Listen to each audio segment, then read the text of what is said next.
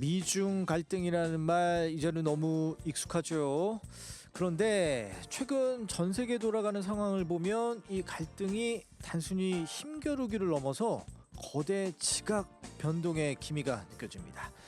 미국이 전 세계를 상대로 관세 압박에 나선 가운데 중국과 신흥국들 반발도 참 거센데요. 요즘 불붙는 국제 정세, 바로 이분과 함께 핵심을 짚어보겠습니다. 미중 관계 전문가입니다. 한국국방연구원 이강규 박사 자리했습니다.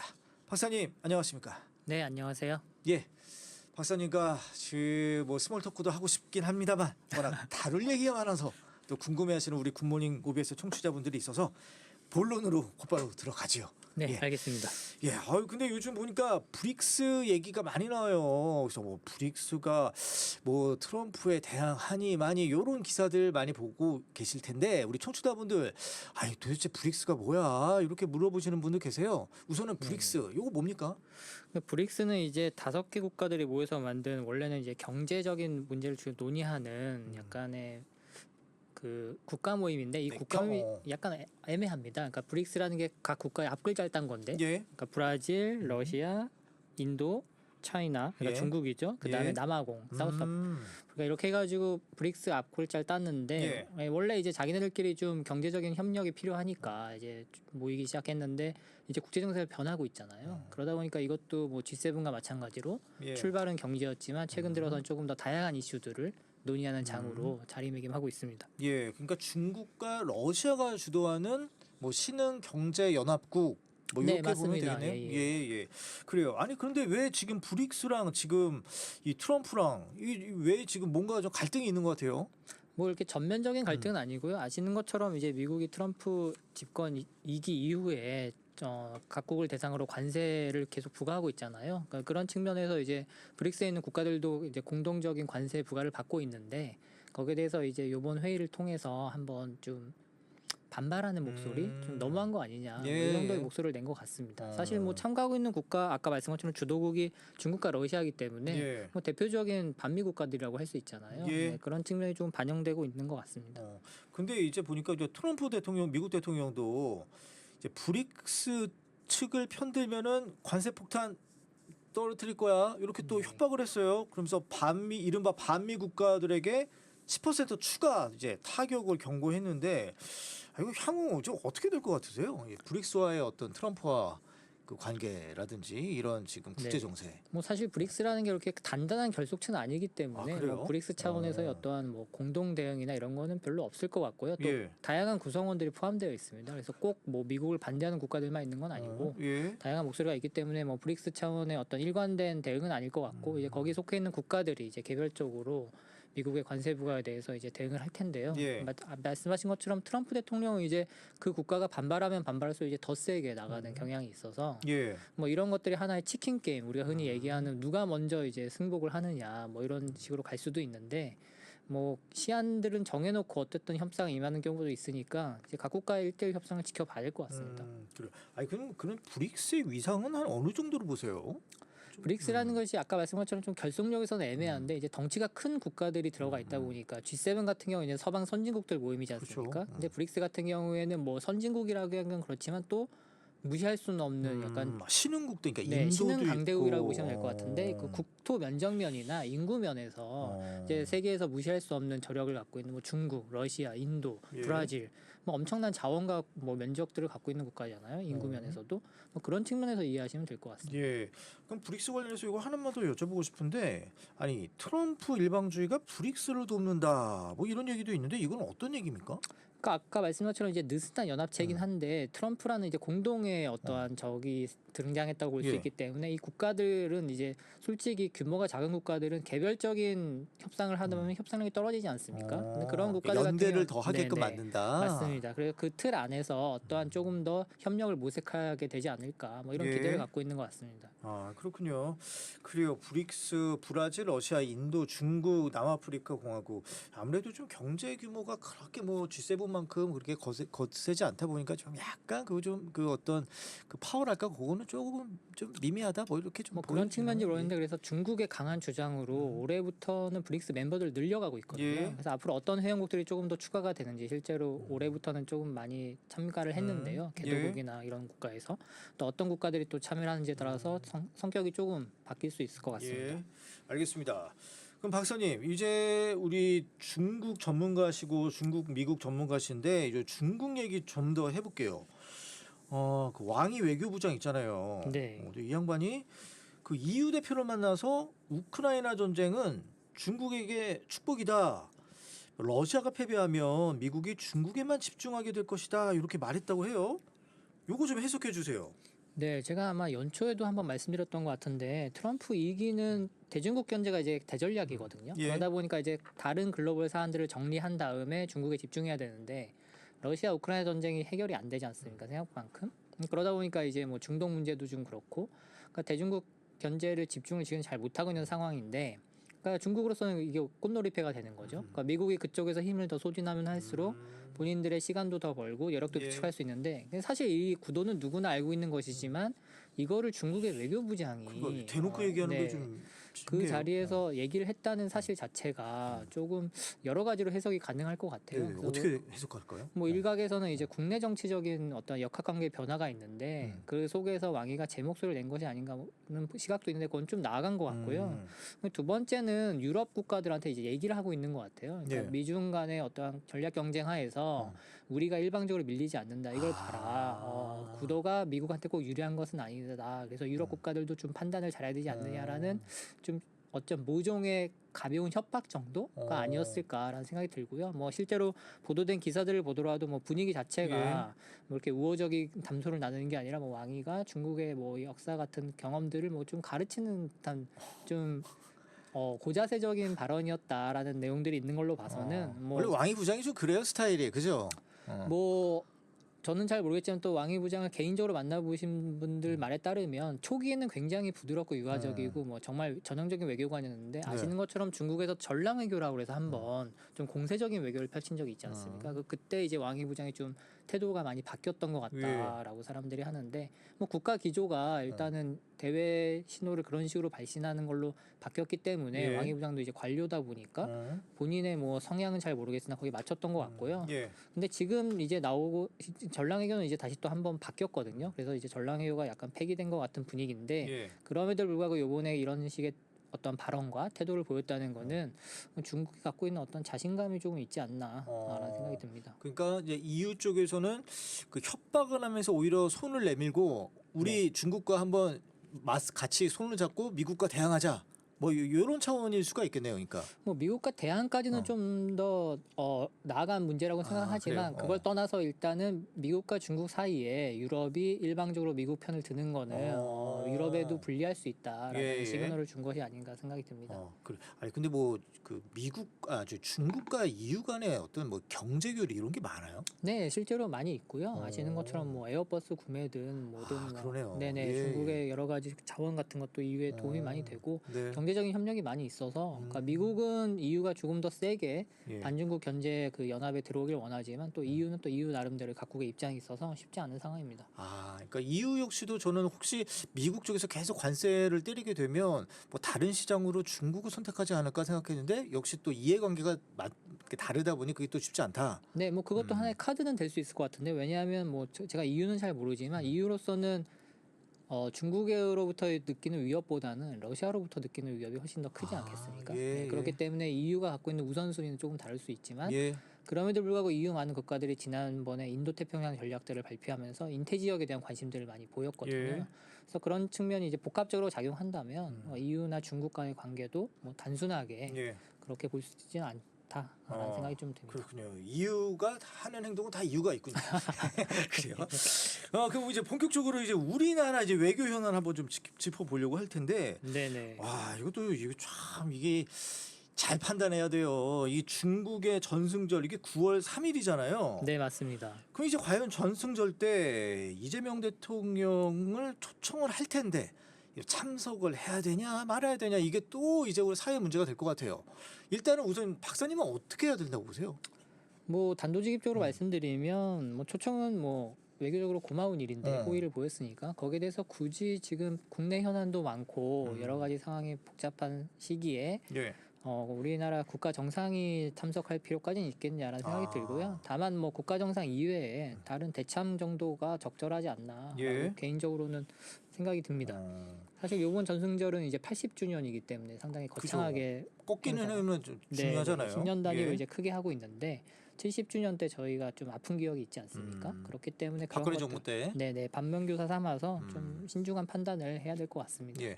그러니까 이제 일각에서는 이런 얘기들 하더라고요. 그러니까 박근혜 정부 때 이런 전승절에 참석을 박근혜 대통령이 당시 대통령이 참석을 했는데 네, 그 뒤에 과연 중국과의 관계가 좋았냐? 네. 사드 문제 이런 것들도 그때 이제 벌어진 거 아니냐 이런 식으로 반박을 하시는데 거기에 대해서는 뭐 동의를 하십니까? 그러니까 전승절에 참석하는 게 꼭 능사가 아니다. 중국과의 관계를 돈독히 하는 데 있어서.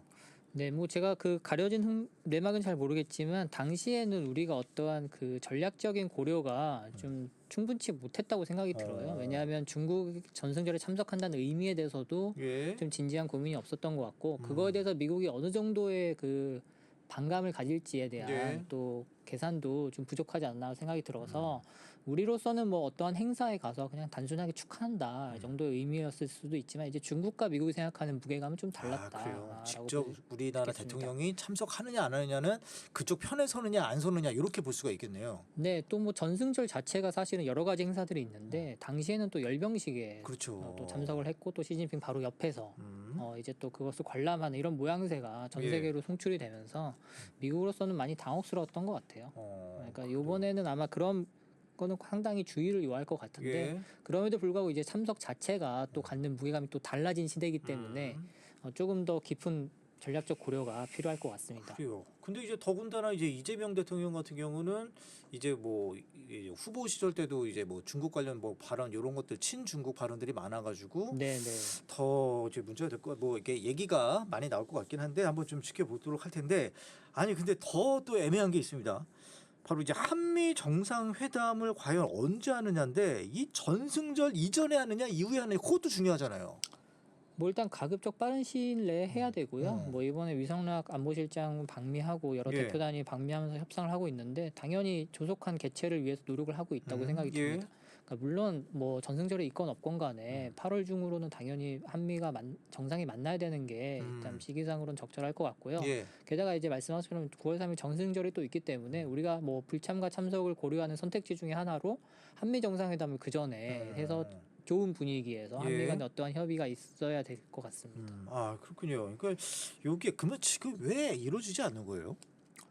뭐 한미 글쎄요, 그거는 뭐 정상회담이. 네. 각국의 누가 입장이 거부를 좀 하는 있을 것 겁니까? 같은데 우리로서는 상당히 좀 급한 입장이긴 하죠. 왜냐하면 신정부가 출범하고 뭐 한미 정상회담이라는 거는 신정부가 출범하면 뭐 관례적으로 빠른 시일 내에 개최했던 것이 예. 여태까지의 통례였기 때문에 지금 그런 상황이 이루어지지 않는 것은 뭐 여러 차례 이제 외교 행사에서 만날 기회가 있었는데 뭐 트럼프 대통령의 일시에 귀국하던가 여러 가지 사정이 있지 예. 않았습니까? 그런 것처럼 미국의 어떠한 국내적인 상황 또는 뭐 어떠한 고려가 있지 않나 예. 조심스럽게 좀 추측을 할 수 있을 것 같습니다. 뭐 하긴 지난번 때 그 어제였죠? 그 G7이었나요? 그때도 이제 만날 가능성이 많았지만 중동 문제 때문에 이제 자리를 갑자기 네, 트럼프 맞습니다. 대통령이 예. 비우는 바람에 이게 불발이 됐고 그래요. 지금 저희 청취자분들 우리 지금은 굿모닝 이슈 브리핑 코너 진행하고 있습니다. 이강규 한국국방연구원 박사와 함께 지금 국제 정세 지금 어떻게 돌아가고 있는지 살펴보고 있습니다.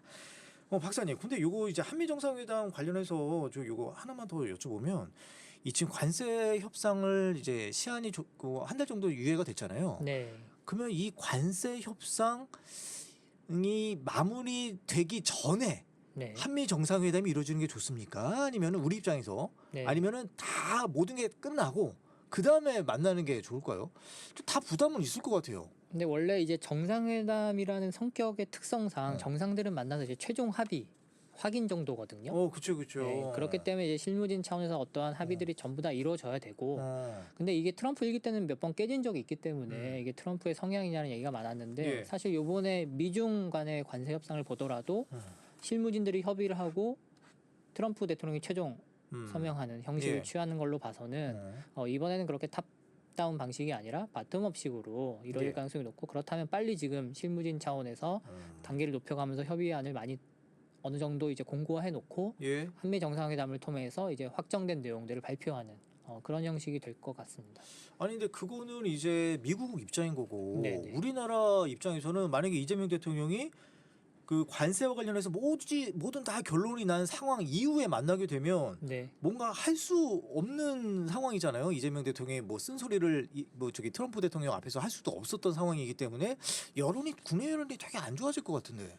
근데 뭐 그 전에 이제 협의가 어느 정도 만족스럽게 됐기 때문에 이제 의제로 올라갈 가능성이 높고요. 양측이 이제 어떤 이견이 있다면은 뭐 예. 정상회담의 의제로 담기기는 쉽지 않기 때문에 그 전에 이미 충분하게 양쪽이 어느 정도 만족할 예. 만한 수준에 도달할 것이다라고 생각이 들고 예. 또 한 가지는 그럼에도 불구하고 이제 트럼프 대통령의 특성상 정상회담에서 뭔가 다른 이슈를 제기할 수 있기 때문에 거기서 이제 우리 대통령님이 어떤 식으로 잘 대응하느냐가 뭐 국내에서의 어떠한 또 강력한 지지와 단결을 이끌어낼 수도 있다 볼 수 예. 있을 것 같습니다.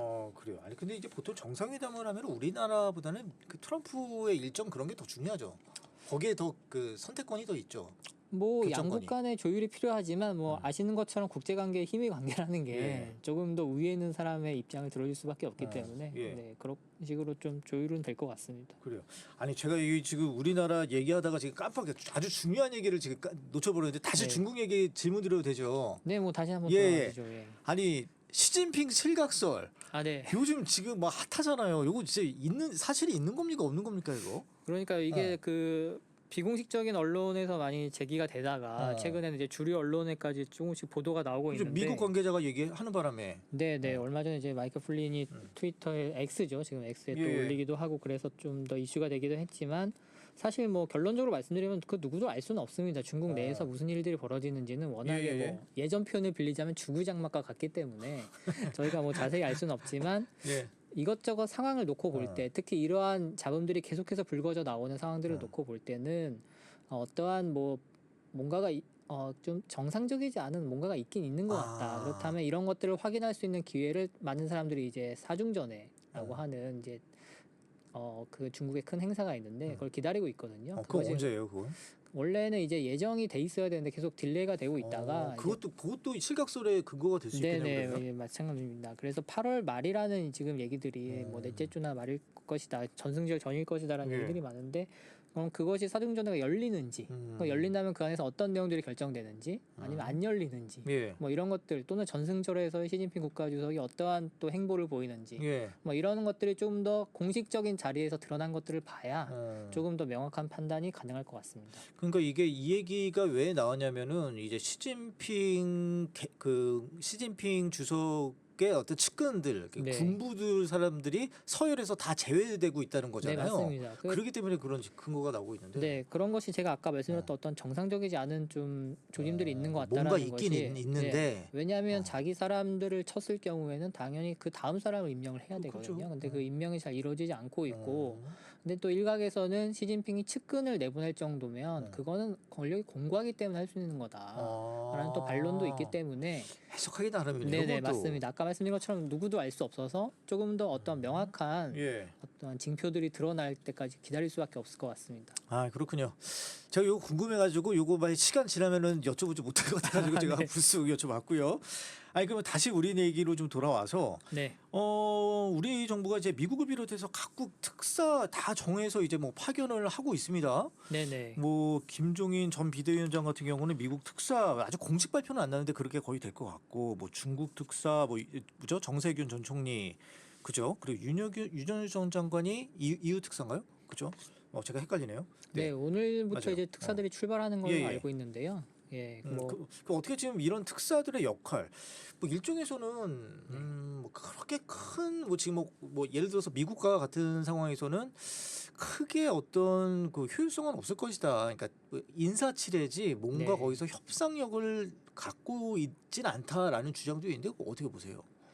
그러니까 뭐 다른 나라의 경우, 그러니까 일단 미국을 제외하고 말씀드리자면 이제 다른 나라의 경우는 신정부가 출범하면 뭐 주변에 이제 신정부 인사 차원에서 예. 특사들을 파견하고 우리는 주로 주변 사강을 중심으로 했었는데 이번에는 이제 범위를 확대해서 조금 더 다양한 10여 개국으로 특사를 파견하는 걸로 알고 있고요. 예. 그러니까 이런 점들은 상당히 좀 고무적이다. 아, 개인적으로 보고 있습니다. 우리나라 이제 외교 지평이 한창 넓어지고 예. 좀 전략적 시야의 폭이 확대됐다라고 볼 수 있을 것 같고요.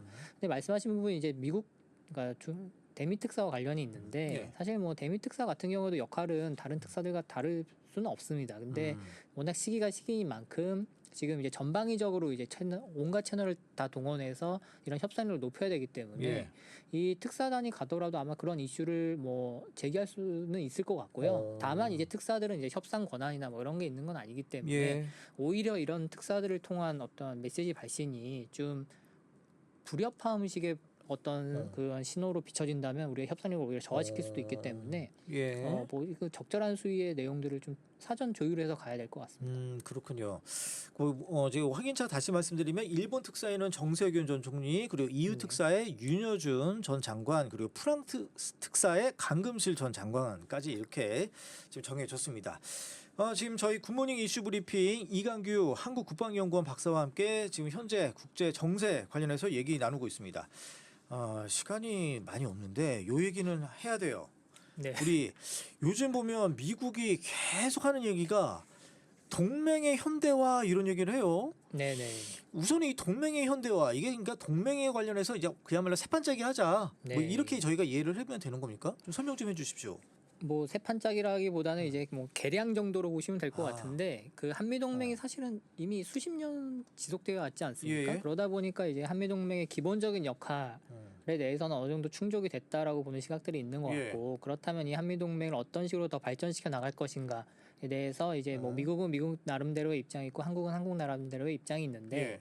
그러니까 미 측에서 이제 요새 나오는 얘기는 아까 말씀한 것처럼 이제 그러니까 현대화해야 된다, 그러니까 모더나이즈를 해야 된다라는 얘기들이 나오고 있는데 예. 뭐 이 표현 자체가 상당히 뭐 우리로서는 현대화 그러면 이게 뭐지라는 그러니까요. 좀 느낌이 들지만 뭐 이렇게 생각하시면 될 것 같습니다. 한미 동맹이 주로 군사 동맹, 당연히 군사에 기초한 동맹인데 예. 그것을 이제 영역을 넓혀간다는 거죠. 그러니까 지난 정부 때부터 시작이 됐지만 뭐 경제적인 분야, 기술적인 분야, 예. 뭐 이런 분야에까지 협력을 넓혀가는 어떤 보면 국가 간의 관계에 있어서 조금 더 접촉의 면을 넓혀가는 그런 예. 동맹으로 발전시켜야 된다라는 것이고요. 또 한 가지 이제 동맹의 범위 문제인데 이게 예. 상당히 우리한테는 민묘한 문제지 않습니까? 그러면 한미 동맹이 주로 한반도에 국한된 동맹이냐, 아니면은 뭐 동북아시아 나아가서 뭐 인태 지역까지 확장될 수 있는 동맹이냐.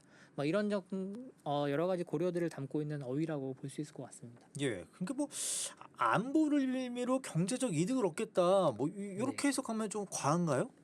뭐 그것도 속내에는 담겨 있을 수 있겠죠. 자기네가 기여하는 바가 있으면 또 예. 얻어가는 바가 있는 것이 어쩌면 관계에서의 뭐 일반적인 프로토콜이라고 볼 수 있으니까요. 예, 알겠습니다. 좀 시간이 됐는데 그러면 박사님 끝으로 네. 우리 이 진짜 이 외교적인 상황, 뭐 중국과 미국 편에 어디 한 편에 설 수도 없고 이런 상황에서 우리가 좀 가져야 될 어떤 중심 원칙 이런 게 좀 있어야 될 것 같아요. 개인적으로 제 생각이기도 하고 제가 조심스럽게 이제 신 정부의 어떤 외교 전략 기조를 좀 추측해 보자면 예, 뭐 한미 동맹에 대해서는 변함이 없을 것 같고요. 한미 동맹을 지속해 나가고 그걸 강화해 나가는 것. 예. 뭐 아까 미국은 현대라는 표현을 썼지만 우리 쪽에서는 어떻게든 간에 일단 발전시켜 나가겠다는 의지는 있는 것 같고 두 번째는 이제 중국과 관련된 부분인데 중국과 관련돼서 이제 관계 개선에 나서지만 그것이 이제 중국과의 어떤 전면적인 밀착이라기보다는 어떤 중국과의 관계를 관리해 나가는 예. 서로에게 어떤 윈윈 될 수 있는 관리 차원 이렇게 해서 좀 나눠서 보시면 될 것 같습니다. 예, 알겠습니다. 오늘 굿모닝 이슈 브리핑 한국국방연구원 이강규 박사와 함께 얘기 나눠봤습니다. 고맙습니다. 네, 감사합니다.